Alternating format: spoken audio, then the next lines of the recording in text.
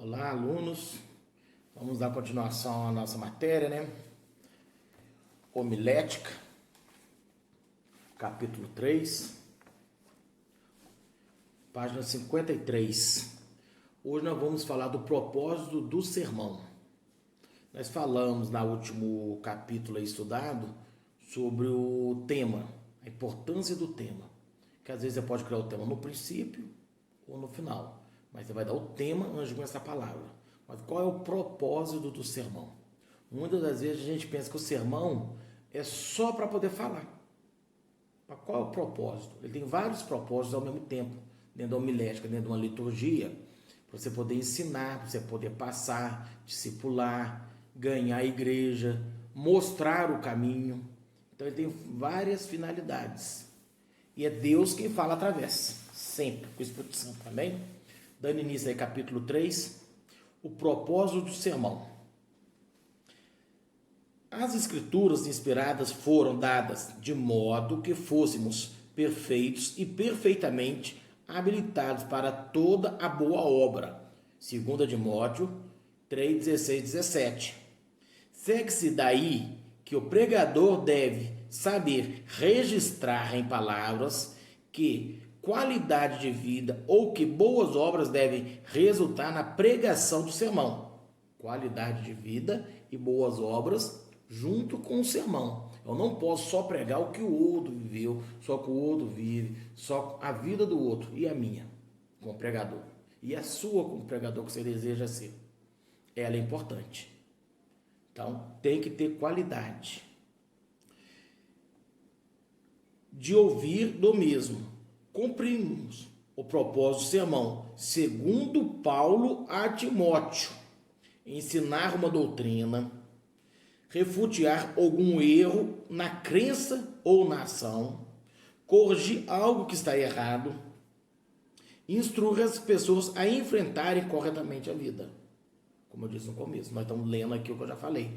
Nós estamos para ensinar, não é ser dono da verdade, que dono da verdade é Jesus. Então nós vamos para ensinar o pouco que sabemos, que a gente sempre está aprendendo. Tópico 2. Exemplo de alguns propósitos declarados em termos mensuráveis. Só vou ler alguns, não vou ler todos. O ouvinte deve ter a capacidade de listar os dons espirituais determinados, quais dons já recebeu. Então você, que está iniciando, pelo menos, deve saber qual o dom que você possui. Como que você vai ensinar os dons, como que você vai pregar, falar sobre eles. Você sempre vai estar falando sobre os dons. Não, pastor, eu não prego sobre o dom. Não, prega. Todo tempo você vai estar falando sobre os dons.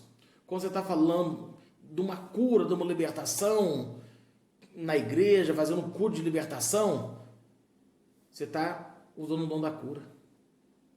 Então, você tem que saber qual o dom que você tem. Não, pastor, então eu não vou trabalhar com o dom da cura, que eu não tenho. Eu vou trabalhar só com prosperidade. O dom da palavra. Todo o tempo você vai estar lidando com um dom. Então você tem que conhecer o seu dom. O seu dom na igreja é ensinar, é servir, é pregar, é falar. Você tem que conhecer, saber listar. O tempo nos ensina. Amém? A congregação deve entender como Deus ama a cada um de seus membros e explica de maneira, pelo menos, como esse amor os fez sentirem seguros. Ou seja, a Bíblia nos mostra o amor de Deus e como o amor de cada um nos faz sentir seguro, que Deus ama cada um de uma forma. Ele vê a cada um de um jeito especial. Cada um tem o seu propósito dentro da obra. Muitos são chamados, poucos são os escolhidos. Mas todos foram chamados. Por que todos são os escolhidos? Porque muitos no meio do caminho têm medo, fracassa. Não, o outro é melhor. Não, todos nós somos chamados. Então a questão é ter coragem de perseguir, viu? Manter no caminho. Os ouvintes devem ser convictos da necessidade de estudar a Bíblia e devem matricular-se em algum curso bíblico da igreja. A escola bíblica, por exemplo, todo membro novo de igreja, um dia de igreja, você pode estar sempre falando dos cursos que você tem na igreja. escola bíblica, essas coisas, que isso é para a igreja amadurecer na palavra. Senão você só vai ler e ele escutar, só ler e ele escutar. Ele tem que ter amadurecimento. Se ele amadurece, você cresce junto. Não é ruim para a igreja crescer, e não é ruim para você. Ele tem que crescer para você crescer. A palavra é assim. Observação: formular propósitos que descrevam resultados mensuráveis. Força o pregador a refletir sobre como as atitudes e o comportamento podem ser alterados. Isso, por sua vez, o capacitará a ser mais concreto na sua aplicação da verdade. A vida, afinal de contas, se um sermão realiza alguma coisa, deve ser algo específico. Ou seja, aquilo que o sermão realiza na vida de alguém, ele começa com algo específico. E normalmente vai começar aqui no santuário. Então ele tem que ter foco, determinação. Cada sermão deve ser preparado de tal forma que incentive as pessoas a encontrarem com Jesus. Sempre. O sermão tem que estar focando no principal. O principal do sermão, da palavra, é Jesus. Não importa aonde você está usando a leitura, se é no Novo ou no Velho Testamento. Tudo foca em Jesus. Ponto 4. Princípios praticados para o estudo das Escrituras. Fazer uma investigação original. Lá em Atos 17:11, recebe a palavra e examina. Ouviu a palavra? Aprendeu? Examina se está correto aquilo que foi falado. Mas você não prega um versículo isolado. Você até pode isolar um versículo para pregar, mas você tem que conhecer o contexto todo em volta do versículo para então ensiná-lo. Você não pode ensinar um versículo. Eu li lá Gênesis 1:1. No princípio Deus criou o céu e a terra. E vou pregar aquilo tudo sem conhecer os demais versículos. Não. Você pode isolar o versículo, mas você tem que conhecer o contexto em volta para você não sair do propósito da Bíblia, do ensinamento. O Espírito Santo irá manter em seu coração a verdade do texto. Oração, jejum, dedicação. Examinar. Deve ser feita uma reprodução escrita. Porque às vezes você tem uma boa ideia no decorrer da semana para ensinar, mas você não anota. Hoje a gente tem mania de usar muito celular para anotar as coisas, mas você não anota. No dia seguinte você não lembra o que você pensou. Você põe no celular, você não esquece. Memoriza, não tem perigo. Põe no celular e não esqueça. Mas não esquece de salvar. Às vezes temos bons pensamentos que são perdidos porque não foram escritos ou anotados. Os estudos devem ser constantes e sistemáticos. Sempre. Deve estar estudando, pesquisando, buscando. Pastor, já li a Bíblia uma vez, 2 vezes, 10 vezes. Ler uma coisa e estudar outra coisa. Ler é bom, mas você tem lido ela com propósito ou só por ler? Tu tem lido a Bíblia para aprender o que cada palavra significa, cada vírgula significa, entrar no teu coração, ou tem lido como um livro qualquer? Tem diferença. Então, ler com entendimento. O estudo deve ser reaproveitado. É igual uma pregação que você assiste. Se houve uma pregação hoje, suposição, sobre a segunda vinda de Jesus. Vai ser escatologia. Lá no terceiro ano não vai estudar isso, mas tudo bem. Você escutou a palavra. Passa 15 dias, você ouve a mesma palavra. Porque ela foi gravada, você assistiu o vídeo. Você recebe da mesma forma? Não. Ela está sendo reaproveitada e o teu coração está recebendo diferente. Então o estudo pode ser reaproveitado. Tu pega um estudo, um pastor que pregou, uma pessoa que pregou, trabalha em cima. Reaproveitar sempre o que Deus deixa no nosso coração. Deve aplicar o conteúdo de seus estudos em sua vida pessoal. Passa a ser uma das partes mais complicadas para quem almeja o ministério. Por quê? Eu prego que roubar é pecado, mas eu vou roubar uma canetinha. Ninguém vai sentir falta. E se sentir, não vai falar nada. Porque eu sou isso, eu sou aquilo. Então, quem vai questionar uma caneta? Mas você sabe que você roubou. E você prega o quê? Que não deve se roubar. Então, você prega uma coisa e vive outra.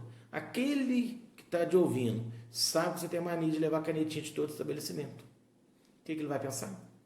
Prega uma coisa e vive outra. Não é confiável. E a palavra tem que ser confiável. Amém? Continuando. Passos importantes a respeito da exposição de um texto. Partes importantes da exposição de um texto. Abordagem inicial. Determine os limites de um texto. Qual é o início e o fim do texto em questão? Procure não começar com textos longos. Toda vez que você vai pregar, você está iniciando a vida no ministério, quando nós estamos começando aqui no ITQ, não preocupe em fazer um sermão de 1 hora e meia, 2 horas, 3 horas. Não é por muito falar, é falar a coisa certa. Tem pregações de 5 minutos, 2 minutos, que falam muito mais do que sermões de meia hora, 1 hora, 2 horas. Tem sermões que são lindos, grandes, tem estudos, sim, mas nós estamos aprendendo, estamos começando. Preocupe em transmitir a palavra. Se Deus te usar, amém. Continuar te usando ali durante 1 hora, amém. Mas não preocupe, mas eu tenho 1 hora para pregar, eu tenho que usar 1 hora. Isso é com Deus. Preocupe em transmitir a palavra, pura e verdadeira. Continuando aqui, no 5.2, resolução dos problemas. Tu tem que ter uma imaginação para resolver os problemas. Tu sabe o problema do irmão às vezes na igreja, do seu lado, mas você não pode tocá-lo diretamente. Tu vai resolver como? Na palavra, amiga, às vezes pessoalmente. Às vezes ele não prega mais pessoalmente do que no púlpito. Então não preocupa com esse negócio, eu quero ser pastor para estar no púlpito. Tem gente que não é credenciada, que não tem uma credencial, não tem esse título pastor, mas prega muito mais do que o pastor, que ele prega na vida, no dia a dia. E Deus conhece o coração de cada um de nós. Ele sabe aonde está o propósito. 5.3. Semelhança. O que quer dizer? São outras referências bíblicas que falem a respeito do mesmo assunto. Semelhanças. Então eu vou falar hoje dízimo. Vou pregar sobre dízimo. Aí todo mundo gosta de usar praticamente o quê? Malaquias 3:10. Vai no 9, vai no 11, fica por ali. Usa o Novo Testamento, tem várias passagens que falam. O Velho Testamento tem muito mais, tem. Mas Jesus não aboliu o dízimo. Usa as passagens, usa várias passagens. Quando você pega uma igreja mais madura, 5, 6, 7 referências. Uma igreja que está iniciando, você não enche referências bíblicas. Você vê o conhecimento dos irmãos. Mas no mínimo 2 versículos você prepara para mostrar que a Bíblia, ela não contradiz, que cada lugar fala uma coisa. O que ela fala no início, ela fala no fim. Ela não tem contradição. Isso é importante. Continuando, 5.4, a prática. Tudo aqui manda a prática. Tudo que nós falamos resume nessa palavra. Prática. Primeira pregação, ou primeiro sermão, ou primeira vez que você vai ensinar alguém, no pessoal, você vai ficar nervoso, você vai falar algum versículo errado, vai vir a falar assim, lá em João 10:10 está escrito, nem só de pão viverás o homem. Não, está errado, não é João 10:10, é Mateus 4:4. Em João 10:10 está escrito, o diabo veio para matar, roubar e destruir. Tudo bem, errou, nervosismo, acontece. Nas primeiras vezes, tu vai aprender a dominar a prática, o seu dia a dia na palavra. Não é falar que você vai ser o tal, ter 1001 intimidade com Deus. Não, não é isso. É deixar Deus falar através de você. Ler a Bíblia, meditar, estudar e guardar. Fazendo isso, não você precisar de um versículo, Depois de você ler e estudar, você vai lembrar dele. Hoje eu queria falar alguma coisa sobre missões, eu não lembro nada de missão na Bíblia. Mesmo que você não lembre, mas você lembra que a Bíblia pode virar e falar assim: toda a Bíblia é inspirada para ensinar. Está lá em Timóteo. Já te ajudou. Você falou com a igreja com firmeza. Não preocupa. O tempo vai te ensinar mais. Eu, às vezes, eu não lembro onde está o versículo, mas já dá referência, falando o versículo. Tenha confiança. A obra é de Deus, ela não é minha, não é sua, ela não é nossa, é de Deus. Dicas práticas. O pregador deve viver o que está pregando, como nós já falamos, para que tenha autoridade para apresentar o assunto. Não rouba, tu vai lá, rouba. Caneta. Que autoridade você tem? O diabo acusa. O pregador deve estudar. Eu mando a igreja estudar a Bíblia, mas eu não estudo. No meu particular, no meu íntimo. Deus sabe. Deus sabe. Sem o estudo das Escrituras, não é possível ter uma boa compreensão do texto. Tire um tempo para estudar e orar sobre a mensagem que irá pregar. É sempre importante. Mas, pastor, então se acontecer isso, eu estudei, preparei a palavra, vou pregar, e na última hora Deus falou no meu coração para mudar a palavra. Pode acontecer, é Deus. Mas Ele conhece suas limitações. Ele é Deus.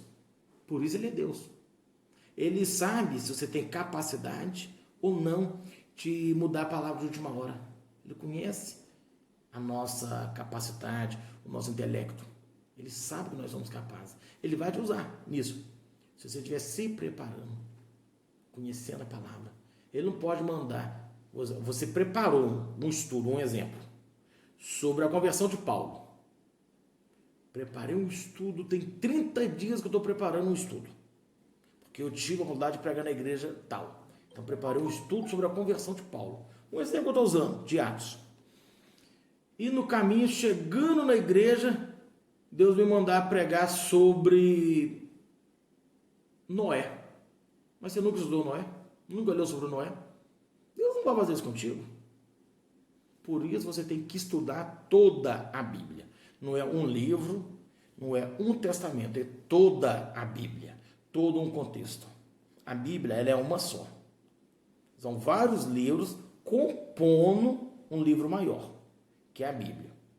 Então você tem que ter conhecimento de todos, porque o texto, o sermão, ele tem um propósito: ganhar almas, fortificar a alma na presença do Senhor. O objetivo do sermão é engrandecer a pessoa, é levantar a pessoa para Deus. Ele não tem outro propósito a não ser esse. Amém, irmãos? Vamos ficando por aqui hoje com mais esse capítulo, passando aí para vocês aí. Curto ele, mas muito importante. Medite, pense, faça as atividades. Não esqueçam, ela é importante. Está valendo nota aí. Me mandem as atividades, porque está faltando muita atividade aí para nós. Está valendo nota, viu? E prepare, nós vamos marcar a prova aí para frente aí, viu? Deus abençoe, um beijo no coração de cada um e se protejam aí.